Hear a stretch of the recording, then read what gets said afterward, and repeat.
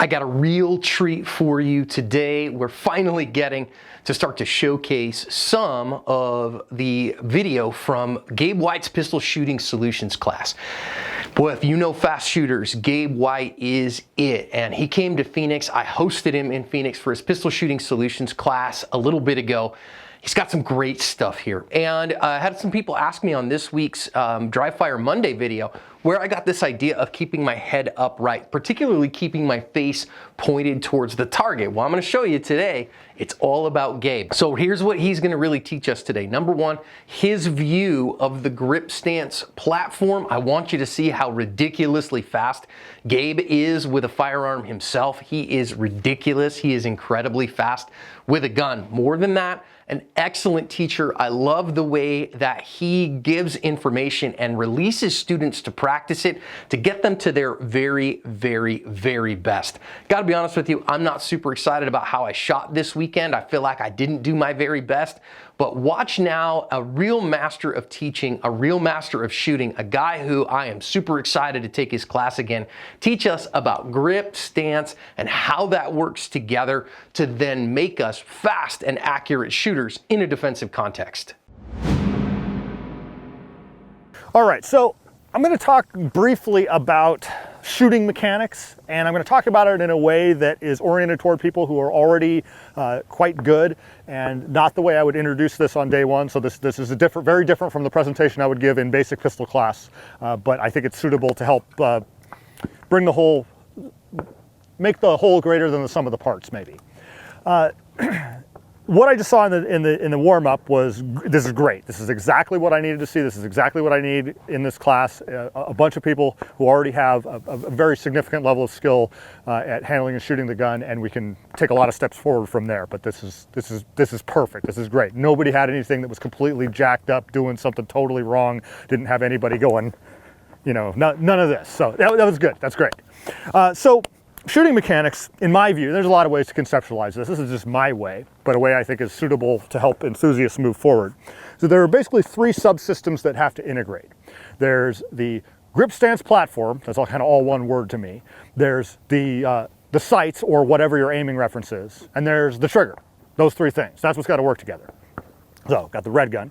So grip-wise, everybody has some variation of what I would suggest. Grip the gun pretty tight, as high on the gun as you can go to get the most leverage against the recoil, and to promote reliable operation of the gun by giving it a solid platform to recoil against. Hand high on the gun, finger crammed into the bottom of the trigger guard. Gripping the gun pretty tightly front to back, adding the support hand to it so that it grips basically side to side, also pretty tightly, whether they're equally tight or maybe you emphasize the support hand grip harder than the strong hand. Either one of those is fine. Those are both good ways to do it. You want this gap filled in with as much of your support hand as possible so that you get 360 degrees of skin all around the grip. That skin to gun contact creates friction, which helps you control the recoil, and probably even more importantly than controlling the recoil, helps the gun move in a consistent and repeatable path when it fires. Fires, comes right back, fires, comes right back. That's really important. We'll kind of get back to that. The grip also serves to mitigate the movement induced to the gun via the trigger press. When you pull the trigger, it tends to move the gun, and the better your grip, the more it will mitigate that effect. The thumbs, basically irrelevant and just kind of staying out of the way. There are lots of good variations there, whether you curl your thumbs down, you keep them straight, you touch the side of the gun, you don't touch the side of the gun. Those are all very workable ways, and we can find high-level practitioners that do all those things as examples to us. You want the index finger of that hand also crammed into the bottom of the trigger guard. That's pretty much what you want for grip, and that's pretty much what I saw everybody doing. It oftentimes does help people to grip the gun harder a lot. It's a common error to not grip the gun firmly enough. I really like the start point of grip the gun so tightly that you tremble and shake, and then back it off until you're not shaking. So that's pretty hard.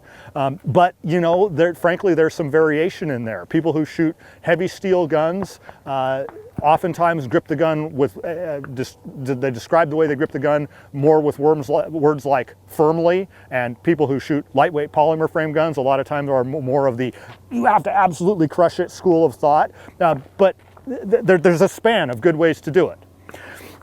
As far as arm position, I didn't see anybody with any totally jacked up arm position. I think you probably want to extend your gun not quite all the way with your elbows totally locked, probably a little bit short of that. You know, the real answer for do I need to have my arms like this, or do I need to have my arms like this, or do I need to have my arms like this? That's all personal subtlety that you got to find your way through. And that's going to come from seeing the results of your shooting and seeing what it looks like in the sights or dot while it's going on, and adjusting and making corrections from there. What's really important, and this is where we're starting to get into the sights, and oh, excuse me, let me get back for a second. On grip stance and platform, you probably also want to have some amount of body weight forward. Some people shoot pretty upright, and that can be okay. You really don't want to be leaning back. You really want to be at least a little bit forward. It doesn't really bother me a lot if you do a super far forward lean, but what is important about that, there is an important part with your eyes and seeing, is you want to have your face pointed forward so that you look out the fronts of your eyeballs at the fronts of your eye sockets. Tilting your head down so that your eyes have to tilt up. When your eyes tilt up and look up out the top of the sockets, you really get a lot of eye strain and you lose a lot of visual acuity. If you keep your eyes pointed forward at the front of the sockets, that helps a lot. And further, that can be even worse if you wear eyeglasses, especially small lensed ones. It's easy for me to look completely over my glasses and get just horrible.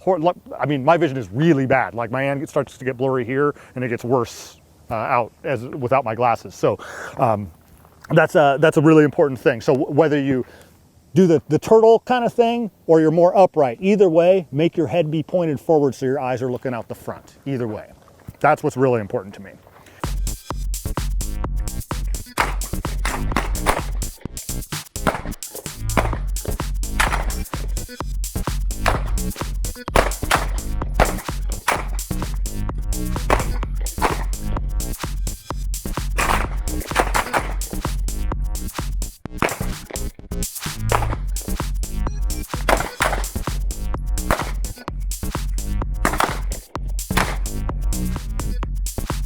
So this just addresses the act of running the trigger straight back as aggressively as you can.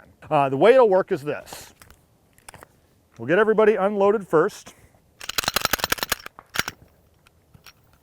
Okay, so I'm gonna get a little bit at an angle here so that you can really see my hands and gun. What I need you to watch is my trigger finger and where it's starting.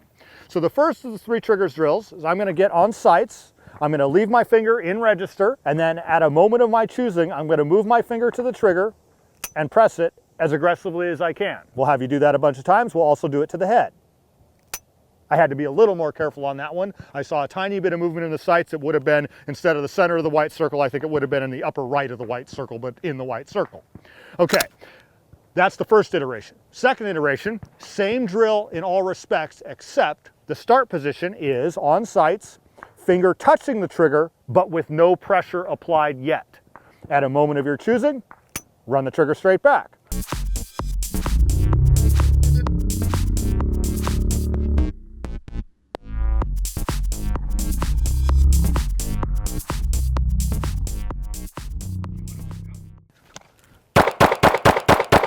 Okay, really saw the sights hard on that one. My mind was right there. That felt pretty good. Probably would have been a turbo run if it were for score. Too bad it wasn't for score, but it wasn't. Okay, one more, trying to own it.